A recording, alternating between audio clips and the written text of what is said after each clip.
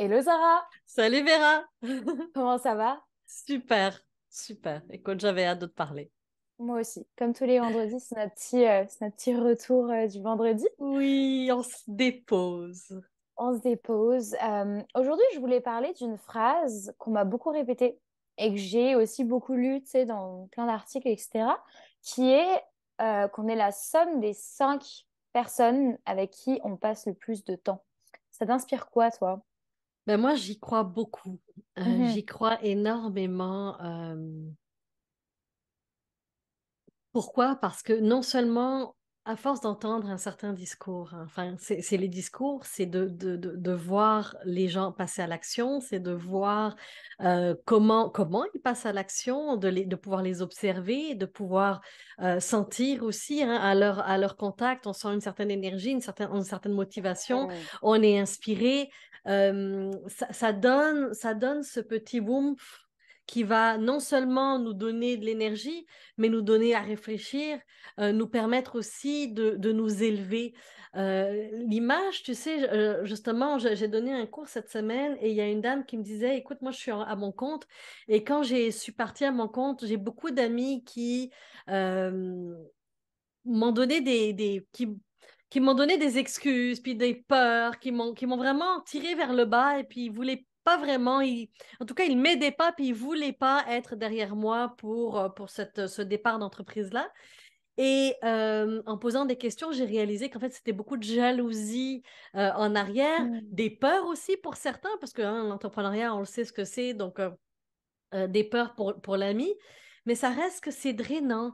Et quand on est entouré de ces personnes-là, comme elle dit, Zara, je les aime. Mais je commence à espacer les moments où je les vois parce que je réalise que ça mine ma motivation, ça mine mon inspiration et ça commence à me faire peur parce que finalement, je finis par croire ce qu'ils me disent. Ouais, tout à fait. Mhm. Donc, c'est très, je pense, c'est très, très, très important de changer. Puis, j'ai pas envie de dire de changer forcément vos amis, là. Attention, là, on n'est pas en train de remettre en question la famille, les amis, etc. Il y a des personnes qu'on peut aimer et décider de voir peut-être un peu moins, de voir aussi moins longtemps. Euh, mais regardez, Vera, je sais pas toi comment ça se... Est-ce que toi, tu as eu tout le long de ta vie des personnes qui t'ont inspiré ou des fois des personnes qui t'ont dit, OK, je vais peut-être m'éloigner un petit peu. Comment ça s'est passé pour toi? Mais je te dirais que ça s'est passé très naturellement. Je suis Mm. vraiment pas une personne qui... ça peut être vu comme un trait de caractère un petit peu plus négatif. Moi, je le vois comme du positif. Je suis pas une personne qui s'accroche aux gens et qui arrive pas à les lâcher. Ça se fait Mm. naturellement dans ma vie en fonction des périodes de la vie. C'est les études, l'entrée sur le marché du travail, les projets, les réflexions personnelles. Mhm. Les gens partent, les gens reviennent, les gens partent pour de bon, d'autres personnes arrivent, tu sais, comme ça très naturellement. Puis je suis très d'accord sur le fait que ça a beaucoup d'influence sur comment tu te sens au quotidien, ça a beaucoup d'influence sur tes projets, ça a beaucoup d'influence sur tes aspirations. Mhm. Donc Mhm. je te dirais que je fais très attention à où je mets mon énergie sociale. J'aime ça, énergie sociale, j'aime ça. Ouais, ouais, Euh, j'ai oui, découvert ce terme énergie sociale un petit peu plus tard parce que je pensais que j'ai toujours eu une énergie sociale qui était débordante. Puis plus je vieillis, je suis encore très jeune, hein, mais plus je vieillis et plus je fais attention. hmm. Je vais me permettre, alors moi j'utilise moins le mot vieillir, j'avance dans le temps. Oui, pardon, c'est vrai. Ouais, hein, la puissance des mots en affaires, la puissance des mots en entreprise, hein, on n'a pas écrit des livres pour rien, fait que je voulais juste amener ça. On a la chance d'être jeune plus longtemps aussi. Ouais. Mais tu sais, pour revenir un peu à ce que tu disais, cette énergie sociale-là, et tu as dit quelque chose de très important, c'est je ne m'attache pas et je suis correcte aussi si les gens partent et viennent. Parce que Mhm. souvent, on va se sentir très mal quand quelqu'un va nous laisser tomber ou va espacer. Mais en fait, si nous, on se donne le droit de le faire, faut aussi se permettre et accepter et accueillir le fait que les autres décident de le faire. Et puis, c'est pas forcément méchant. J'ai ma mentor que j'adore qui est en Côte d'Ivoire, qui m'a vu naître, en fait. Aujourd'hui, elle a plus de 60 ans. Et elle m'a dit souvent, enfin, elle m'a dit une fois, Zara, la relation d'amitié, c'est une relation égoïste. Puis je comprenais pas. J'étais très jeune, puis je comprenais pas. Puis au final, j'ai fini par comprendre qu'au final, c'est un win-win. C'est sûr que j'aime moins le côté égoïste, mais au final, ça reste que je suis avec toi parce que je t'aime, parce que je suis bien. Mais la journée où, ben, c'est comme une relation de couple. La journée où, ben, c'est comme un travail. On reste pas parce qu'il faut rester. Mais tu sais, c'est comme le couple, c'est jamais du 50-50%. Il va y avoir des périodes où tu sais, tes amis passent par des périodes difficiles, puis tu vas être là Mhm. pour eux, puis le mois d'après, ce sera toi qui passeras par une période difficile. Ce qui est important, c'est la réciprocité dans le temps, mais tu sais, comme des fois, c'est ça, tu es plus là pour eux ou ils sont plus là pour toi. Et je pense que c'est plus sur le moyen terme qu'il faut voir ça. Faut pas directement partir dans des conclusions. Exact. Euh, c'est vrai que ça peut être plus difficile pour certaines personnes de s'en rendre compte que d'autres. Oui, Je... puis je pense aussi que ça va être aussi différent selon chaque personne, selon capacité à la personne de s'aimer, même si Mhm. quelqu'un part, et de se donner le droit aussi sans attendre. En Parce que, retour. en retour, parce que oui, c'est un win-win, mais on n'est pas dans. Je t'ai déménagé 4 fois, alors quand je vais déménager, je m'attends à ce que tu me déménages, ou je t'ai aidé au travail 25 fois, puis je m'attends à. Ça amène un peu à la question de si vous dites oui à l'autre parce que vous êtes en train de le dépanner au travail 25 fois, vous l'avez aidé 25 fois, mais la fois où vous avez demandé de l'aide, il vous a dit non, est-ce que vous l'avez donné avec attente ou est-ce que vous l'avez donné parce que vous vouliez juste tout simplement aider et vous avez déjà retiré le bonheur d'avoir aidé? Parce que Ouais. si n'avez pas réussi à dire non et que vous avez dit oui parce que vous ne savez pas dire oui et que finalement ça vous vivez des émotions, le don que vous avez fait n'est pas un réel don. Ouais, je vois ce que Donc, tu il y a veux dire. toujours des attentes. Donc, ça reste toujours, mais là, c'est tout un autre sujet, là, les attentes, mais ça reste toujours de l'entourage, à qui on donne, à quel prix. Hein, la question à quel prix revient pratiquement à chaque fois, et de dire, c'est qui ces 5, 6 personnes qui nous entourent, qui vont nous élever, Mhm. sur qui on peut se déposer, se reposer, ces gens avec qui on est sécuritaire. Puis c'est pas forcément des gens qu'on connaît, ça peut être des gens qu'on va suivre, qui nous inspirent.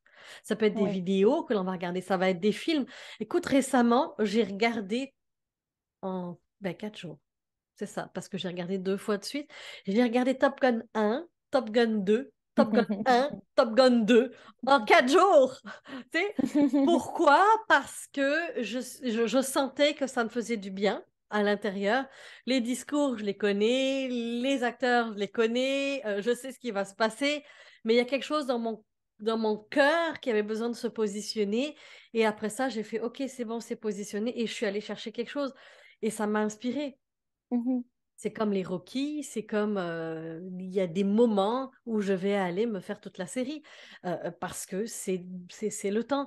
Donc, c'est quoi ces films-là? C'est quoi ces musiques-là? C'est quoi ces personnalités publiques et vos amis qui vont vous entourer? C'est quoi les Ouais. podcasts que vous écoutez qui vont vous inspirer? C'est quoi les livres que vous allez lire qui vont faire Waouh! Personnellement, je regarde plus, j'adore les films, tu sais, les CSI. Mhm. Les CSI, écoute, tous les CSI, puis tout ce qui est Stephen King. Écoute, moi, je tripais, puis je tripe encore, mais je ne regarde plus parce que quand je...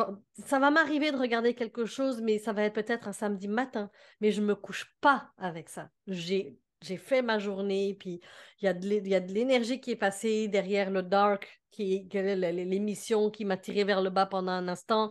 Euh, je ne peux plus parce que je vois définitivement l'impact sur mon moral le lendemain quand je regarde un film Oh, ouais. d'horreur. Écoute, Ah. teste-le, le journal des mauvaises nouvelles. Moi, quand je rentre dans une voiture et qu'on me parle de il y a eu un feu là, puis il y a eu un feu là, ok, on le sait. Puis je ne peux rien faire. Les alertes kidnapping, je vais les avoir. Tu sais, on les a, on le sait, puis on va faire ce qu'il y a à faire. Mais de savoir que ça se passe, puis que c'est lourd pour moi, ça me draine, puis ça m'amène dans, oui, mais pourquoi, qu'est-ce qu'on peut faire de plus? Puis oui, ça va me motiver un petit peu, mais ça va plus me tirer vers le bas. Je regarde très peu, je vais regarder les titres du journal des affaires parce que j'aime savoir un peu ce qui se passe dans l'actualité. Sinon, pour être honnête, et vous allez rire de moi là si vous m'entendez, mais quand je vais dans des réseautages, je demande à mon mari, je dis c'est quoi les grandes lignes que je dois savoir? Parce que je ne veux pas paraître non plus la fille qui n'a pas suivi l'actualité. Puis je sais que toi, dans ton domaine, tu n'as pas le choix de le suivre. Mais ça me tire du jus. Puis j'ai choisi il y a maintenant 12 ans. Ouais, ouais, ouais, Fait que ouais. je fais attention. Je dis, donnez-moi un journal de bonnes nouvelles, je vais le regarder. Ça va me faire pleurer, ça va me donner de l'inspiration. Je vais savoir comment je peux aider, qu'est-ce que je peux faire de plus pour... Ça va me motiver. Et puis c'est ça, donc. Et la même chose au travail, qui sont ces personnes-là qui vous retiennent, avec qui vous voulez passer votre lunch. Mhm. Parfois, il vaut mieux passer votre lunch à écouter un podcast qui va vous revigorer et puis tisser votre lien en réunion et en rencontre plutôt que d'aller passer une heure avec une personne avec qui c'est plus difficile. Mhm. Mais tu sais, c'est tout. Bon, moi, je pourrais en parler pendant des heures, là, de un, s'entourer, de personnes, de relations, mais aussi s'entourer, tu sais, faire en sorte que ton quotidien et tout ce qui t'entoure est positif pour toi et vient pas prendre sur ton énergie Mhm. sociale.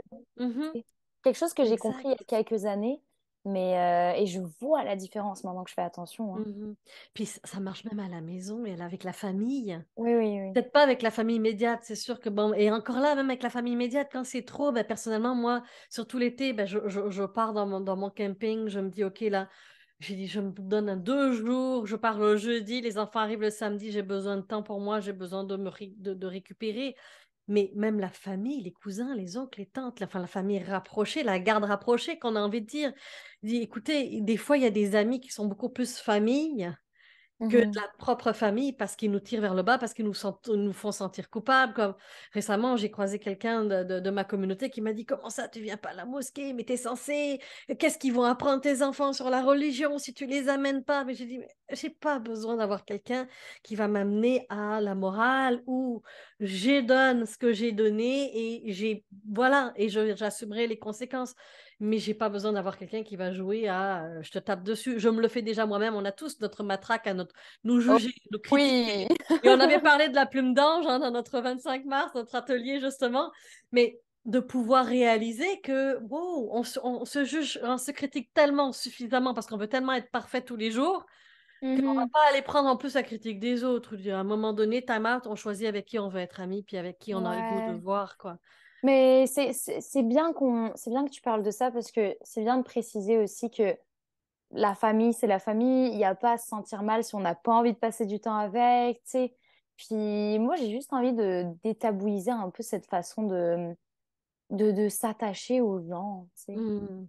Il faut pas s'attacher aux gens s'ils sont pas bons pour nous. Ouais, ouais, c'est exactement ça. Et s'entourer des personnes qui vont nous élever, qui vont nous donner des outils, qui vont être présents pour nous, qui vont. Ouais. C'est ça. Je pense que Tu le sens quand tu as envie de passer du temps avec la ça personne. vibre. Ça Bah vibre. oui, T'as pratiquement envie de passer 3 jours non-stop d'affilée parce que ça, c'est juste beau puis c'est facile. Tu le sais. ouais, Fait que fais ça. Fais 100%. ça en dosant. Oui, ouais. Parce que des fois, on va vivre quelque chose, puis ça vous est certainement déjà arrivé de vivre quelque chose d'intense avec quelqu'un pendant 6 mois, une amitié intense, intense, intense, puis tout d'un coup, c'est trop, puis là, vous dites, ah oui, mais je l'aime, cette personne a dit, ok, mais parlez-en, puis dosez après vos rencontres. Parce que des Mhm. fois, c'est un peu comme, tu sais, un amoureux ou tu sais, quelqu'un qu'on aime, qu'on va rencontrer, que là, c'est intense au début, mais là, on va donner, donner, donner, donner, donner beaucoup, puis tout d'un coup, on se retrouve que, ah ouais, mais là, on s'écrit trop, puis là, j'ai pas le temps de travailler, mais c'est parce que la lune de miel, entre guillemets, est terminée.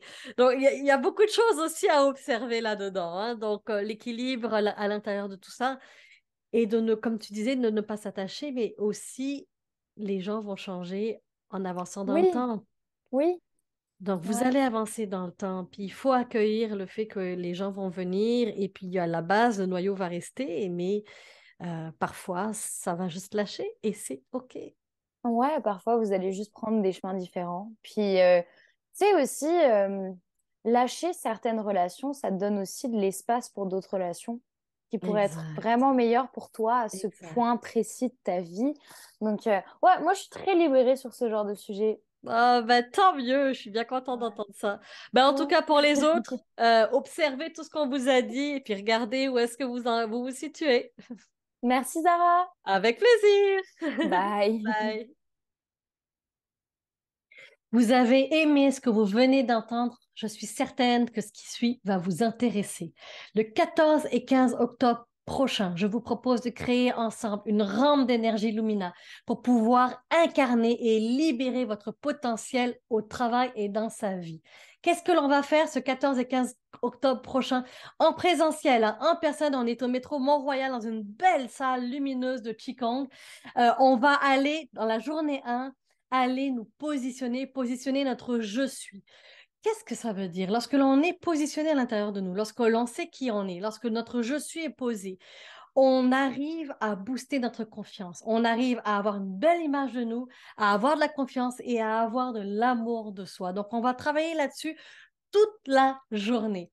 La deuxième journée, ce que l'on va faire ensemble, c'est la gestion des émotions. Une fois qu'on a pris le temps de positionner qui l'on est, une fois que l'on est clair à l'intérieur de nous, de notre confiance, de notre valeur, on est capable de rentrer en relation avec les autres.